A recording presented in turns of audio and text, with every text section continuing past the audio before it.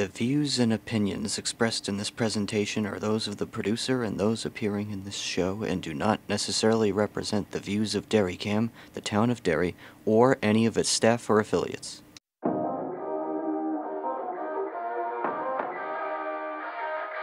Hi, I'm Anthony Henry. Welcome back to America's Ass. We are on episode 12.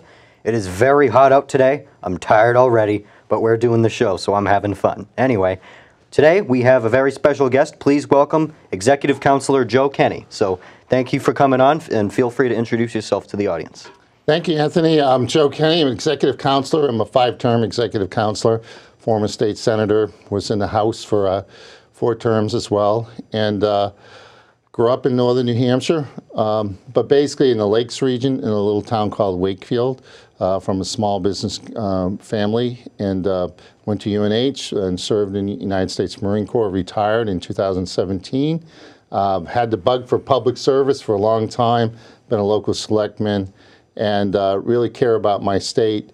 And it's been really a lot of fun helping out people over the many years that I've been in public office. Thank you for being here, and thank you for your service. Thank you. Thank you. So anyway, because you're on the Executive Council, this is probably a topic you'll know a lot about, the 2024 New Hampshire governor race. So just the other day, we had Kelly Ayotte throw her hat into the ring officially. So, and that's in addition to Chuck Morse and Frank Edelblum, the Education Commissioner, is expected to announce also. So I guess the first thing I'll ask is, what do you think of Governor Sununu? Do you think he's done a good job? I think he's done an excellent job, and I'll preface that by saying that he's been an historic governor because he's a governor that was from a political family. It was a tough primary when he first got elected, but he led us through the pandemic years, and we haven't had a pandemic since 1918. Those are very tough moments. Not everybody was happy with what was going on, the public health response to the pandemic. But Governor Sununu, through his leadership and sense of humor and sense of we're going to get through this, provided excellent leadership for the state. And I think, the first-term governors always have a tough time with the legislature because, he wasn't from the legislature, so he's learning about those relationships, learning policy. But by the time he was in his 3rd term and now his 4th term, he's had a really good relationship with the legislature, and he's been able to carry out his agenda for the most part. So I give him an excellent mark for being our governor. Yeah, and what do you think of the candidates running to replace him on both sides, the Democrat and Republican side? Well, for me, it's a little bit too soon. I'm just trying to get presidential candidates around the state to get him through the New Hampshire primary, and all of a sudden, he announced at a governor and council meeting that I was hosting in Dover. I thought I was going to be getting the press and, a lot of attention on that meeting. And then somewhere during that meeting, an email went out that he was not going to be running again. So, of course, the press ran to him. And he said, well, I'm not running, and it's time for someone else to step in. So with that, Chuck Morse immediately sent out his email and his announcement that day, instantaneously saying that he was running for governor. And it was soon after Kelly Ayotte indicated that she would also have some upcoming announcement, which her kickoff was on Monday. I think she let everybody know on Fox News that she was running for governor. And so those are the 2 candidates that have come out and announced. And the 3rd candidate possibly could be Frank Edelblum, our Commissioner of Education. So, but back to your question, what do I think? Well, I'm kind of excited because a little sad that, we have Governor Sununu who's ultimately going to move on. But I think, he realizes that, he's young enough where he can get back to the private sector. He's got a young enough family where he wants a new challenge. And quite frankly, being governor, it wears on you after a while. You're on call 24/7. As an executive councilor, I'm on call 24/7. So I think Chuck Morse brings in a lot of experience with being a Senate president, understanding the budget, understanding policy, and understanding what works for the state of New Hampshire. Kelly Ayotte is a former U.S. Senator, was someone who served as our Attorney General for 5 years, and someone who's got a lot of charisma, personality, but also is a little rusty. She's been away from the game for a while, 6, 7 years, and you're going to have to jump in and get to know the people, the issues, and the policy that she's going to represent for the state. So, and with Frank Edelblum, I think, his candidacy would really be focused on what he's done as the educational commissioner and what he thinks is important for the state. So when I look at the races, all great people on the Republican side. On the Democratic side, I obviously served with Cindy Warmington on executive council. She's a very competent lady.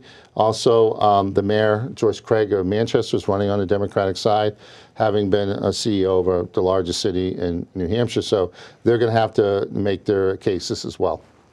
Yeah, and for predictions, I agree with you. It's way too early to tell. I think it could go to any of those five, really, because they're all capable of winning a primary and a general, I think. Yeah, it's interesting, Anthony, you say that, because it is kind of early. We're 18 months, and I'm calling Governorunu a lame duck. And that's kind of tough for me, because I'm not a lame duck. I mean, he's going to continue to work hard, obviously. But if you look at, these other candidates, you typically don't see them until the beginning of the year after the New Hampshire primary, and then they're off and running. So it's going to be interesting when you show up at a barbecue this summer or in the fall, and all of a sudden there's a gubernatorial candidate looking for votes. It's a little bit early, but that's okay. New Hampshire, what do we always say about New Hampshire? We live and breathe politics. That's what we do in New Hampshire. Politics is our major league sport. Exactly. Yeah. So, and another thing, and I mentioned this last episode with Representative Orrs and Representative Wood, this isn't going to be a lock Republican race anymore. This is going to be a swing race now that Sununu's leaving, I think. And it could go either way. That's a good point, because with John Lynch and Governorunu, they've kind of led, through the center. And I think as a chief executive, I mean, for this state, these days, that's a point where you're trying to get to, so that you have balanced leadership and representation, and that you understand that the battles are in the primaries, both the Democrat and Republican. And then eventually, you got to figure out what's on the mind of the public. Is it taxes? Is it, broadband, internet in the rural areas? Is it health care? Is it child care? Is it housing? Is it, Second Amendment issues? Is it low taxes? No income sales tax? All these things you have to kind of gauge what is on the mind of the public. So you're right, this is going to have a lot of twists and turns before it's all said and done. Yeah, and I think it's going to be really interesting to see if this campaign gets nasty, because I think it will, especially with how competitive it's going to be, as we said, and with all the different personalities, because everyone has their, in the race so far, and that might enter the race, has such a different personality, and it's going to be interesting to see the contrasts. Well, the attacks already happened. Look at what happened to Kelly out yesterday. Both candidates on the Democratic side for governor attacked her on her stance on reproductive rights, and saying that she apparently has a different viewpoint than the Democratic candidates who are running, who aren't really a full, scale, abortion rights.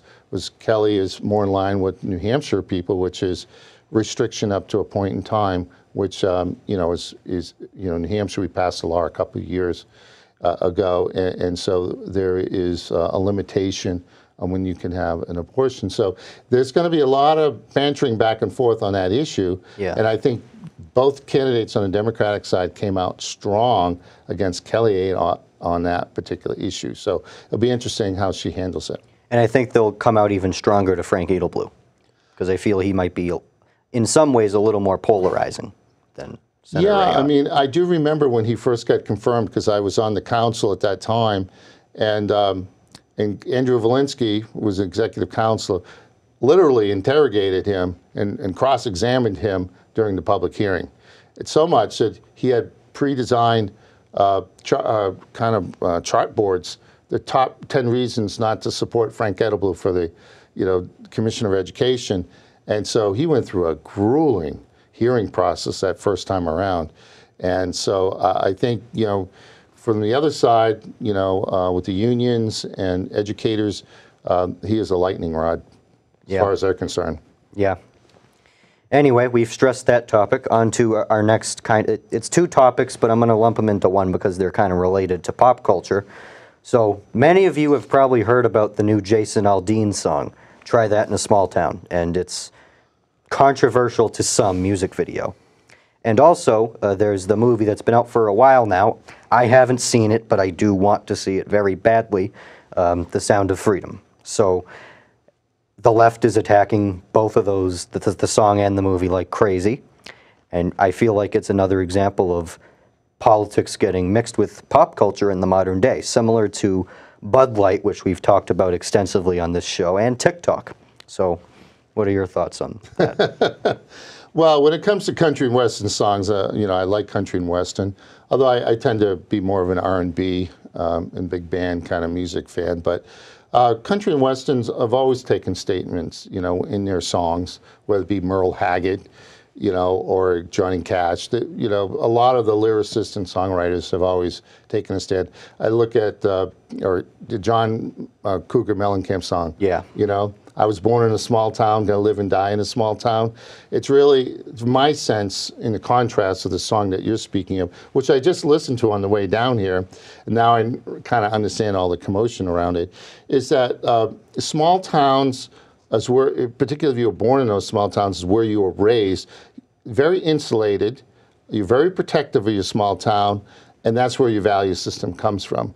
So I can understand how this song has created a little bit controversy because you're pitting small towns against big cities, and the value systems are very different, for sure. So, you know, it's been interesting. Now, on the other topic, which I believe you're talking about, human trafficking. The Sound of Freedom. The Sound of Freedom. Yeah. That's quite a story. I haven't seen the movie yet, but, you know, obviously in our state, we track human trafficking all the time. We have groups in the state, 2 full-time investigators who look at human trafficking cases. Last year, there was about 83 active cases. They were looking into another 100, almost 120 cases. They recently prosecuted a case earlier this year. The federal prosecutor, Jane Young, there was a man over in the Dover area that was soliciting young minors for sexual favors, and now has been thrown in jail for the next 11 years. New Hampshire takes it very seriously, and we have the right groups and the right leadership in this state to take those issues on. Don't mess around with that issue and that topic in New Hampshire. We're very serious about it. Yeah, and another example about it, which many have heard of if you're into New Hampshire politics, Representative Stacy Marie Lawton. That's probably one you've heard about. I've heard a little bit about it, but bring me up to date a little bit. So, he, the representative is transgender, so whatever pronouns you want to give. They were elected back in 2022 in the election, and they had to resign because they were stalking someone over text. And they did that first.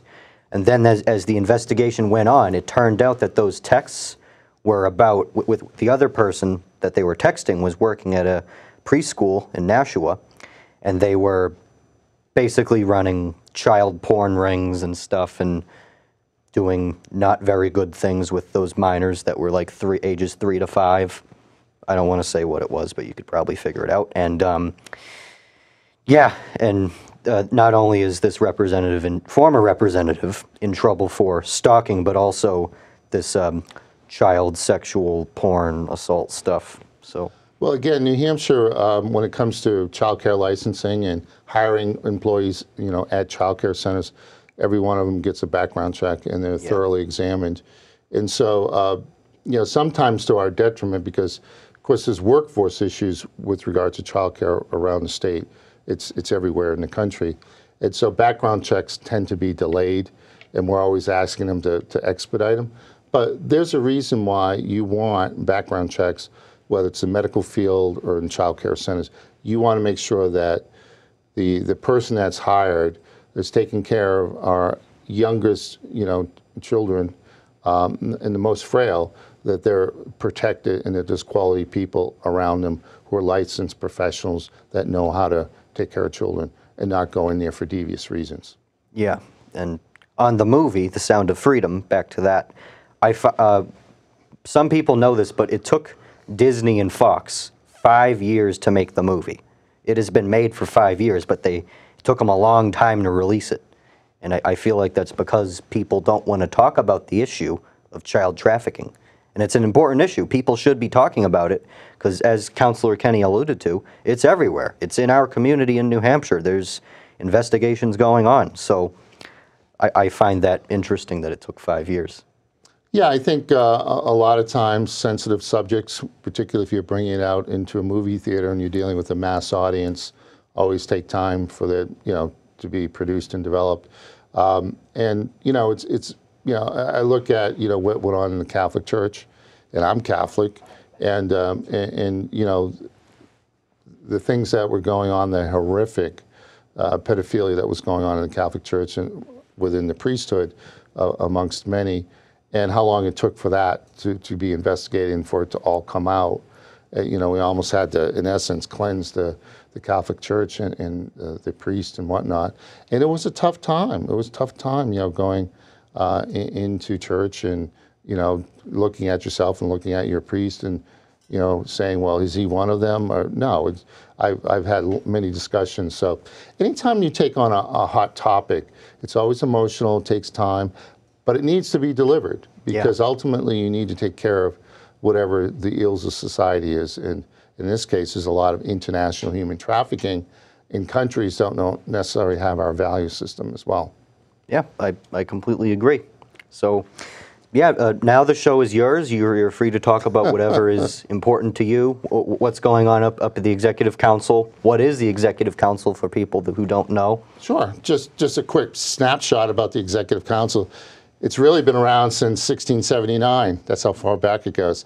In fact, we had a gentleman who was a Garrison player portraying John Wentworth, who was a revolutionary executive councilor back in 1776 to 1784. The council existed back then, and they were really there to be the eyes and ears for the King of England and to carry out his policies. And then, lo and behold, our government is formed 1784. We keep the council, and the council's been there ever since. 5 councilors representing proportionally, roughly about today about 285,000. So we have 3 functions, main functions. We vote on most spending. The contracts are $10,000 or more. We vote on boards and commissions. We vote on judicial appointments. We're very important. And one of those judicial appointments is soon to be a state Supreme Court justice, because Justice Hicks is stepping down at the end of the year. So there's only 5 of them, so we're going to have to go out and find someone.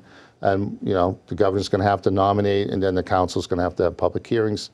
And so we always look for, are they from New Hampshire? Are they connected to community? Within, they have a family?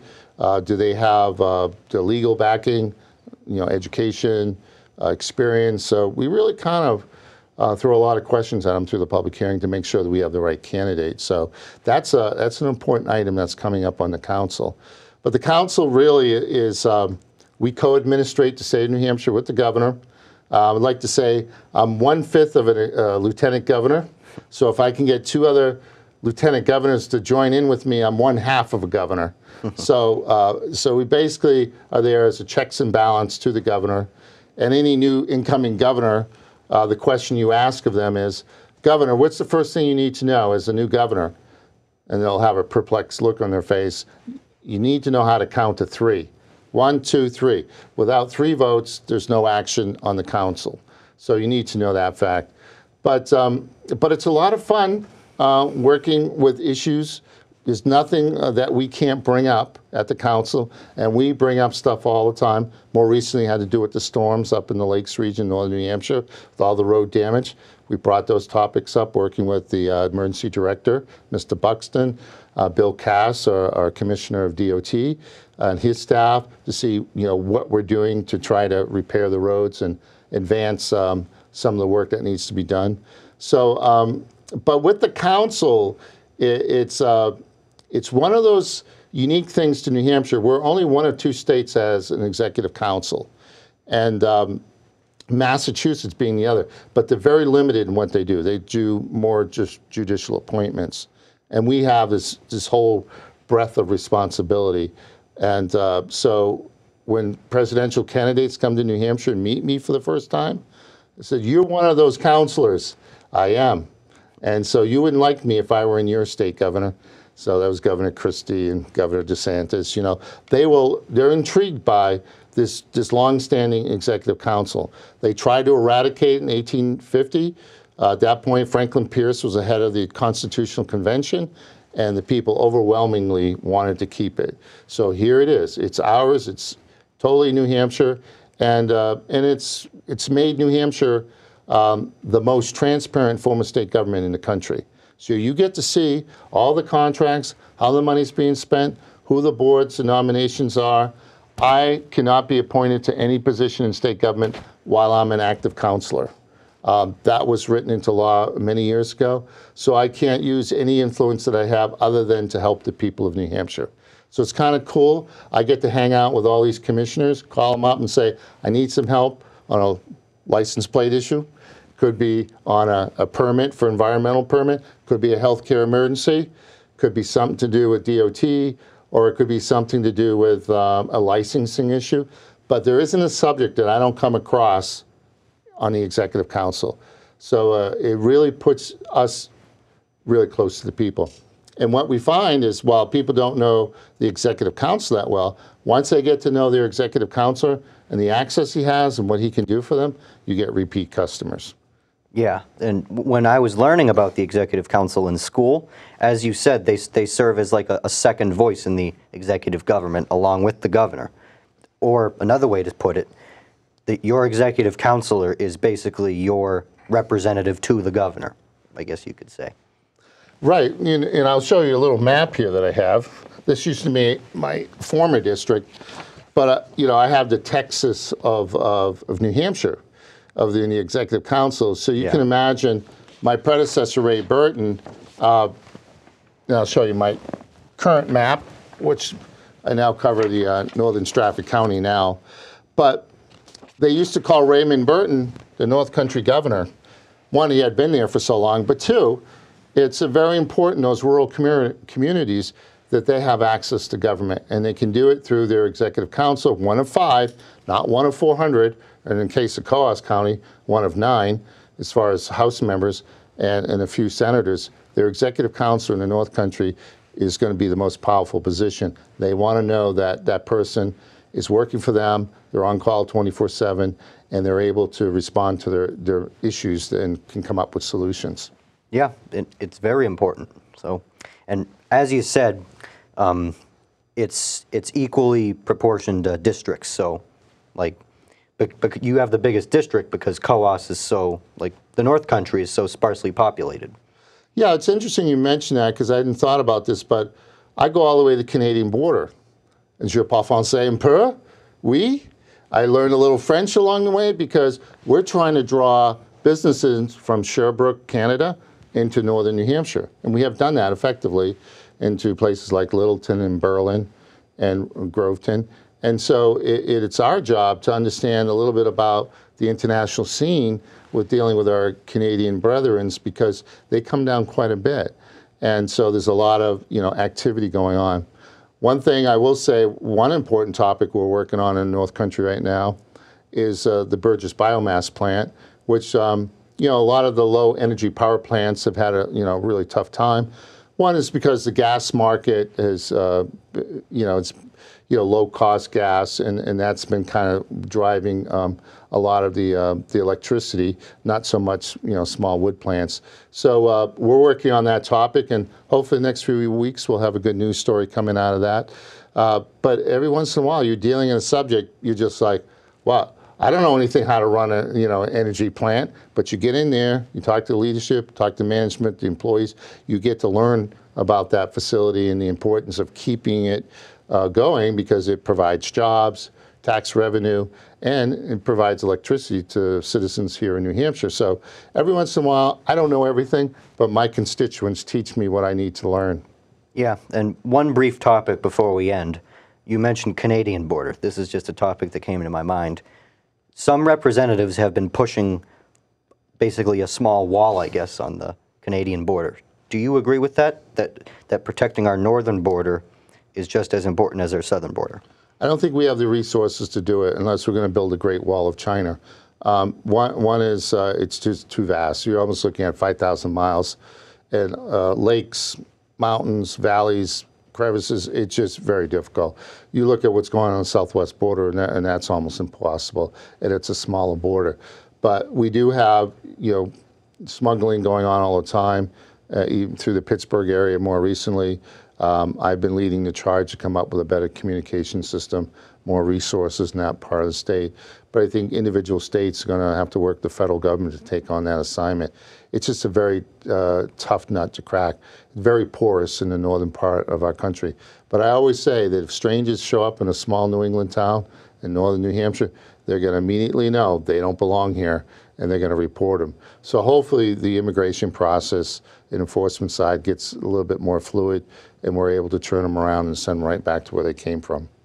Yeah, so we are just about out of time, so Councilor Kenney, would you like to give a closing statement? Sure. Well, Anthony, thank you for allowing me to be on your show here in Derry. I haven't been to Derry for a long time, but I love the Executive Council. I'm in my 5th term. I hope to run again. One of the things that I thoroughly enjoy as a public servant is being able to solve problems for people. I have impacted families in their lives. I get notes all the time saying, thank you, Councilor Kenney, for what you've done for me. And that to me is really joyous and a lot of fun. When you can help a family who has nowhere to go but to their representative, and you can help them get through a very tough problem and come up with a great solution, that to me is what public service is all about. I don't care about so much the party system, care about the politics. I care about government being responsive to the essential needs of our state. And for that, I always consider a privilege and a blessing to be able to serve. Thank you for coming down. I know it was a long drive probably because you're on the other side of the state. So, I am. So thank you for taking that drive to come on to this small show. And yeah, thank you for coming on. So anyway, we're done. I'm Anthony Henry. This has been America's Ass. Thank you for watching.